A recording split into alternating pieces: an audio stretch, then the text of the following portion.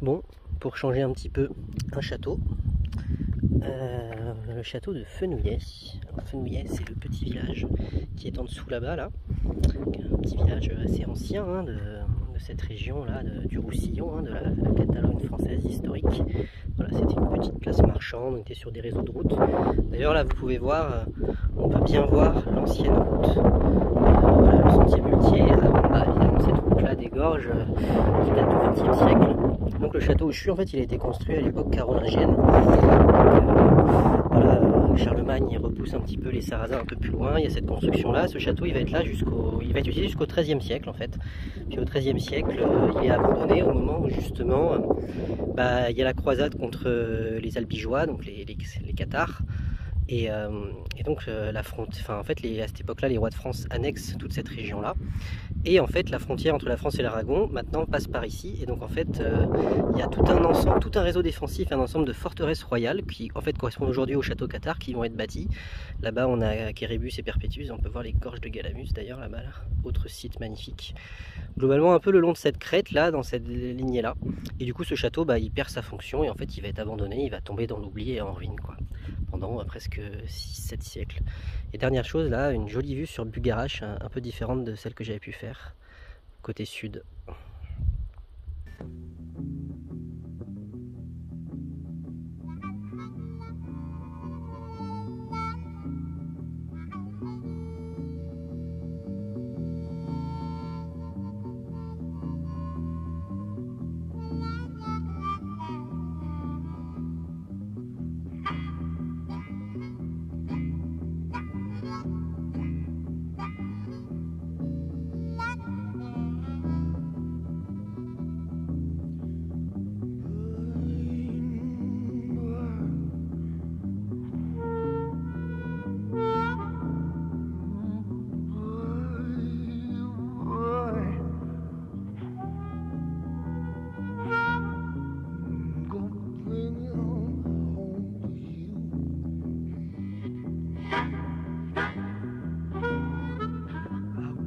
My ticker got that load.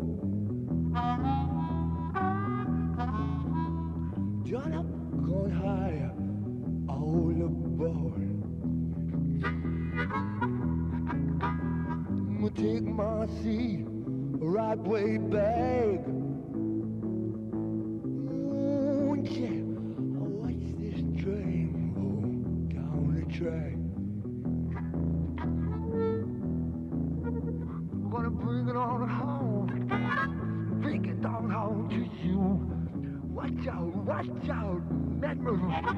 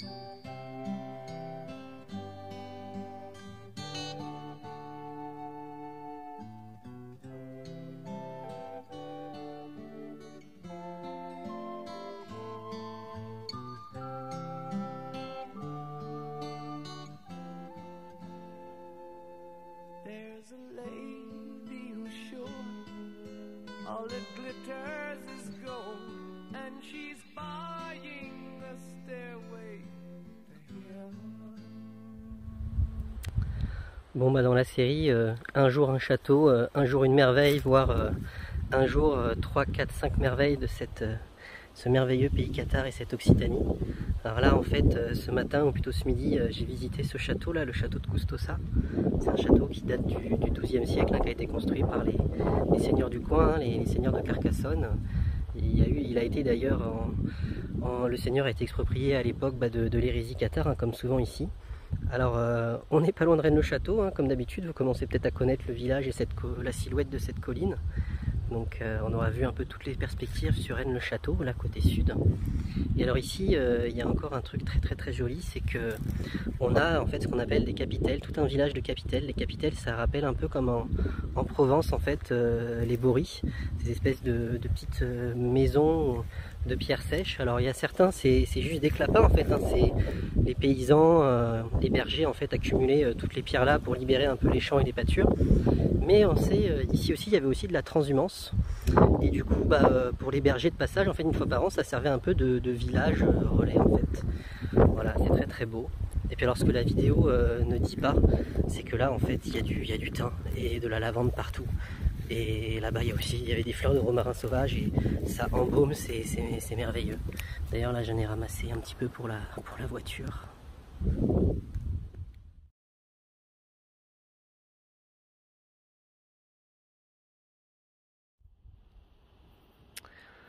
Bon, à nouveau dans la série Un jour, un château. Aujourd'hui, un des plus beaux des châteaux cathares, un des bijoux de ces citadelles du vertige, le château de Puylaurens. Quand on arrive par là, on arrive à pied, une bonne petite montée. Avant, il faut s'imaginer qu'il n'y avait pas d'arbres, hein. Et là, on arrive au pied du piton rocheux. Et là, quand vous êtes là où je suis, vous découvrez cette merveille bâtie tout au sommet de cette espèce de piton rocheux naturel. Les deux se confondent presque de façon admirable. Avec là le château et là en fait le donjon, l'espèce de deuxième château au cas où le premier tombait. Vous y accédez par là c'est encore un système défensif de plus. Et voilà, Puylaurens, hein, je vais vous en parler, ça a été longtemps la forteresse la plus méridionale du royaume de France, donc la plus au sud, hein, puisqu'il est construit dans les années 1250, juste après la croisade, la fameuse croisade contre les Cathares, puisqu'en gros toute la région est annexée par le royaume de France, et le roi de France de l'époque, Philippe Auguste, fait fortifier ce qui est la nouvelle frontière avec au sud le royaume d'Aragon, ce qui donnera après un peu le royaume d'Espagne. Et donc on vient ériger ici le nec plus ultra de l'architecture militaire de l'époque, avec ce château de Puylaurens qu'on va visiter. Bon, techniquement, je filme ça à la redescente, mais vous verrez ça dans le bon ordre. Voilà, là on arrive au tout début du système défensif du château de Puylaurens. Il fallait déjà se taper toutes ces petits murets là qui ont été construits au 14e en fait, alors que le château est du 13e, pour mettre des systèmes de défense par arme à feu, hein, puisqu'il y a eu cette innovation entre temps. La porte principale est là-bas, vous la verrez après. Et là-haut, le donjon, construit tout en haut du piton rocheux. Citadelle du vertige.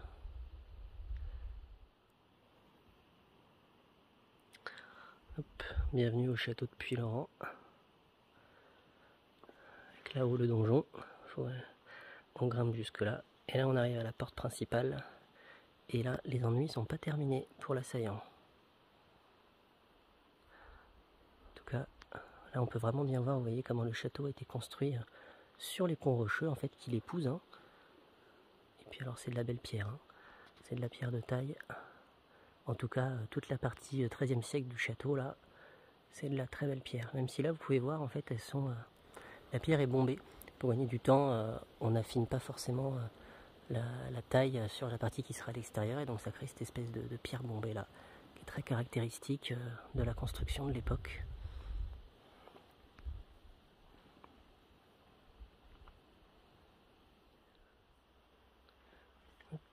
Devant la porte principale du château de Puylaurens. Il y a même des massifs de lavande maintenant. Après en plus c'est pas génial parce que ça abîme, ça bouffe le ciment. Là c'est au-dessus, c'est le donjon là. Puis alors déjà vous voyez, pour arriver jusqu'ici, déjà faut monter. Là ils ont rajouté ça, tout un système de petits murets défensifs en escalier là, pour une fois qu'est venue la période des armes à feu. Et puis après, l'entrée principale. Donc déjà, là, des machicoulis, il faut arriver là, pas se prendre de pierre. Vous pensez que vous êtes rentré? Bah en fait non. Là vous avez un deuxième système défensif, une espèce d'une deuxième porte avec là vous voyez plein de petits archères pour vous cribler d'arbalètes, de coups d'arbalète. Une fois que vous êtes arrivé là, bon admettons vous êtes arrivé là, vous êtes dans la première enceinte du château, ok, mais c'est pas terminé parce que le donjon il est là et donc là il faut encore partir à l'assaut de ça. Et donc là en fait vous aviez un petit pont-levis là qui vous empêchait de passer, là une barbacane devant la porte, donc une deuxième porte qui permet qu'on puisse pas enfoncer à coups de bélier. Donc bon courage pour le prendre ce château.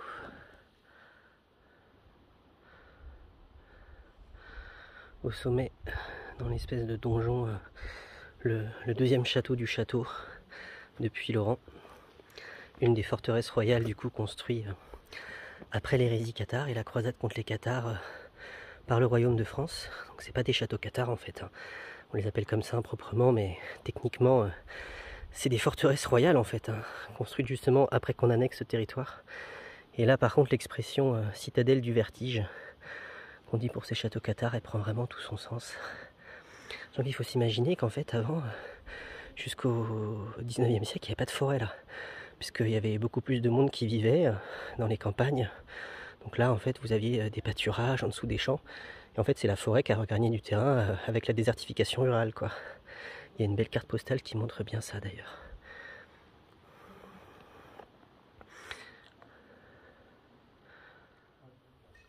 Voilà une petite vidéo dans la série Nos bâtisseurs avaient du talent. Donc là je suis au château de Puylaurens, donc c'est un des plus beaux châteaux du pays cathare, hein, qui n'est pas un château cathare, hein, puisque tous ces châteaux en fait les cathares ont plus ou moins vécu dessus, et des fois même pas, mais c'est surtout en fait des forteresses royales qui ont été construites après la croisade, quand le royaume de France en fait annexe tous ces territoires du Languedoc, et du coup va les fortifier parce que maintenant c'est la frontière avec le royaume d'Aragon. Et justement bah là on va envoyer un peu les meilleurs architectes amener en fait faire le nec plus ultra de ce qu'on sait faire à l'époque en termes de défense et de fortification. Là en fait je suis sous la porte principale d'entrée du château.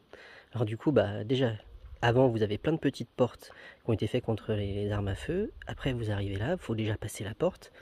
Vous arrivez là vous avez une seconde porte avec des petites meurtrières de partout pour vous tirer dessus de tous les côtés avec des arbalètes. Bon après vous avez la première partie, et puis là en fait on avait un espèce de pont-levis, donc il fallait passer ça. Et là en fait on a comment ce qu'on appelait le deuxième château, ou le donjon. Donc il fallait encore arriver là, encore une porte, et là en fait ici il y avait une barbacane, donc c'était un mur de pierre, c'est un truc tout bête, innovation très simple, mais qui permettait en fait de mettre un mur et donc d'éviter que vous pouviez taper à coups de bélier et rentrer comme ça. Voilà, c'était un château, alors il a été pris une fois le jour où il n'y avait personne pour le défendre. Puylaurens du coup c'est un des plus importants de ce qu'on appelle les châteaux cathares, même si techniquement en fait c'est pas du tout un château qui a été occupé par les cathares. En fait il a même eu aucune importance à vrai dire pendant toute la croisade qui a eu lieu contre ceux qu'on appelait les cathares, la croisade contre les albigeois au début du XIIIe siècle, donc je vous parlerai qui étaient les cathares dans d'autres vidéos. Et du coup en fait dans les années 1240-1250 en fait, après l'hérésie cathare, le royaume de France, au départ, c'est une croisade qui est d'abord contre la religion et qui est d'abord portée par la papauté. Et dans son second temps, en fait, elle va être investie par le royaume de France et par Philippe Auguste, qui après la bataille de Bouvines est un peu plus tranquille pour venir envoyer des armées dans l'Occitanie. Et du coup, le Languedoc à cette époque-là est annexé. Et le Languedoc, eh ben, ça devient, ici en fait, là où on est, ça devient la nouvelle frontière du royaume de France contre le royaume d'Aragon. Et donc du coup, vont y être érigés tout un ensemble de forteresses royales. Il y aura aussi Perpétus, Quéribus, Aguilar, Thermes, Montségur pour les plus connus. Et donc on va s'installer sur cet éperon rocheux. Et pour l'époque, en fait, il faut se rendre compte que on va faire une vitrine en fait. C'est-à-dire que ça, du point de vue de l'architecture militaire et du château fort, c'est un bijou. Tout est construit en super pierre de taille. Alors en fait, on s'est installé sur le promontoire rocheux. En fait, on utilise les pierres qui sont là. C'est-à-dire qu'en fait, là, techniquement, dans cette cour intérieure, eh ben, c'est la carrière en fait. Hein. On a exploité ici, puis on a construit autour, parce que vous imaginez que pour monter les pierres ici, enfin là, on se rend pas compte sur la vidéo, mais on est au sommet d'un espèce de piton rocheux de 300 mètres posé au milieu des Pyrénées. Et donc voilà, on va construire ce château qui est vraiment un petit bijou de l'ingénierie architecturale et militaire de l'époque. On a d'abord le premier château là. Là je suis dans l'enceinte qui est déjà superbement défendu, je vous montrerai ça dans une autre vidéo. Et puis là-bas on a ce qu'on appelle le second château, c'est-à-dire que si ça tombe, on peut toujours se replier là-bas. Et voilà, donc c'était une petite merveille pour l'ingénierie de l'époque. Et alors ce qui est assez sympa aussi dans ce château, c'est que c'est un des rares de France où il y a encore les créneaux. Par exemple à Carcassonne ils y sont, mais ils ont été reconstruits en fait, hein, c'est l'œuvre de Viollet-le-Duc. Mais là on a encore les créneaux. Et ça, voilà, c'est super bien conservé, il y a toujours de la restauration. Au XXe siècle, ici c'était une ruine. Les gens venaient se servir en fait en pierre une fois qu'il a été abandonné, puisqu'il aura servi pendant 500 ans, jusqu'à ce qu'en fait après le traité des Pyrénées au XVIIe siècle, la France annexe le Roussillon, donc la plaine en fait au niveau de Perpignan entre les Corbières et les Pyrénées. Du coup ici c'est plus la frontière, le château sert plus à rien, et donc il va progressivement être abandonné et arrêter d'avoir une garnison ici. Voilà, donc là on a la vue sur l'intérieur du château de Puylaurens, en tout cas sur la première enceinte, puisqu'il y a encore le deuxième château là-bas. Puis on va aller voir un petit peu la vue. Tous ces châteaux cathares, on les appelle pas les citadelles du vertige pour rien. Ces forteresses, hein, c'est vraiment des bijoux et des témoignages du génie de l'architecture militaire de l'époque.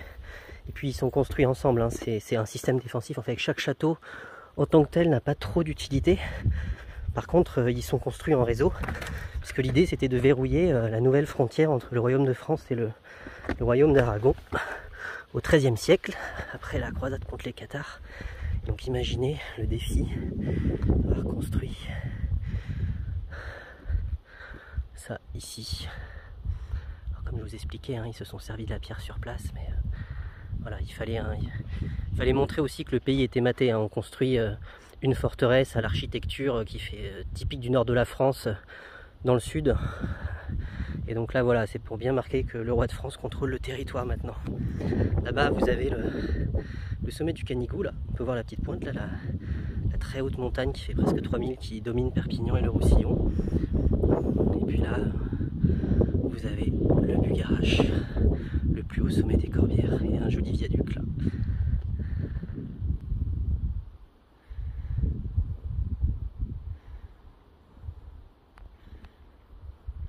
Là-bas, là, comme disait le guide, il y a deux petites grottes, ça forme comme deux petits yeux là.